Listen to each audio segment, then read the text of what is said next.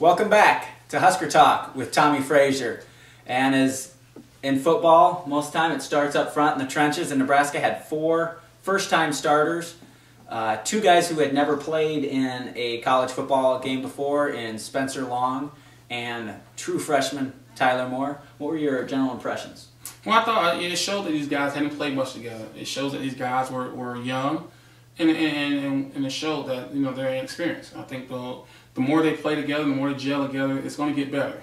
But the simple fact is that we got to do something to keep it simple for those guys. Because as we know, there's a lot of those guys who came from high school or hadn't played a college game before.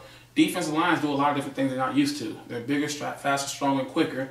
So when you throw young guys out there, and you got guys who move on them, it's hard for them to adjust. They play tentative. So we got to keep it simple to where those guys all they have to do is fire up the ball and block somebody. Yeah, and one of the players making history, we mentioned Tyler Moore, a true freshman from Florida. He started at right tackle. And you talked about with young guys needing repetition, and it seemed like, not to harp on this on Coach Beck, but they tried a lot of different formations, and that just makes it more confusing for the offensive linemen. Yes, and what people don't realize is that every time you change the formation, the defense lines are different. I know there's based on the 4-3 principle, but they also look at, okay, which is the strong side, which is the weak side. How they gonna shift guys and how they gonna put extra guys in the box. So I think that hurt them early in the game because those guys were young. They didn't know what to expect. It was a brand new defense they hadn't faced at all spring fall camp. So it was tough. So I think once they decide as an offensive unit what type of offense they're going to use, what formation they're going to use, I think the offensive linemen start gelling better. And you got some good young guys up there. I was very impressed with the way Tyler played his first game. A true freshman, he didn't play bad. That's one of the guys that I want to focus on and see how he handles the pressure. He handled it better than some of the other guys.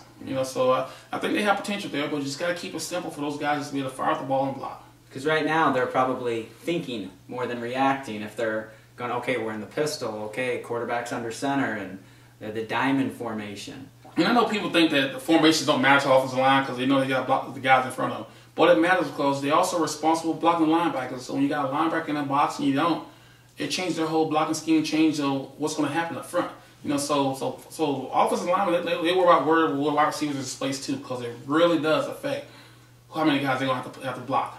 Yeah, and the other offensive lineman playing in his first game was, we get back to walk-on, sophomore walk-on from Elkhorn, Spencer Long, who I heard his name a little bit last spring, but until a week ago when he basically won kind of a duel with Jake Cotton, who looks like he's going to be a real good player, who just moved over from the defensive line. So they, like you said, they have a lot of good young guys. And on Taylor's the first touchdown when he took the option up for 7 yards, he drove a guy all the way back through the end zone. Right. So, but for each moment like that, there were 2 or 3 plays where you saw him, and it's like inexperienced, but they're going to get there. And the good thing about being young is they have time. They have time, and that's what you want, because now you got a guy there that the more he plays, the better he's going to get.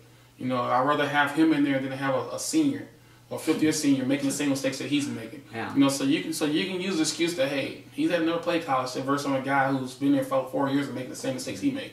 So I won't panic right now. I hear talks about Brian Carter not a very good offensive line coach. You're not going to find too many offensive line coaches who have four guys who haven't started last year and 3 have never played it down in college and go out there and perform. So I think just give Barney enough time, give John Garrison enough time, and they'll figure out a formula equation to get these guys to play well. Yeah, and we just talked about the right side of the line, and they're kind of anchored in the middle with Mike Caputo, 5th-year senior from Millard North. What are your impressions? I've seen Mike Caputo came here as a walk-on, right, and now he's on scholarship. What, real quickly about Caputo, what are your impressions? Well, I just think he's a solid player. I don't think he's going to go out there and beat anybody down, but I think he's the brain of the offensive line. He's a solid player. He's the captain of the offensive line, so of course you want your center to be the smartest guy, and he's doing what he needs to do, make sure that it doesn't break down as a group. And up front there, they make the running backs look good or bad depending on their blocking. When we come back on Husker Talk with Tommie Frazier, we'll break down the running backs led by number 22, Rex Burkhead.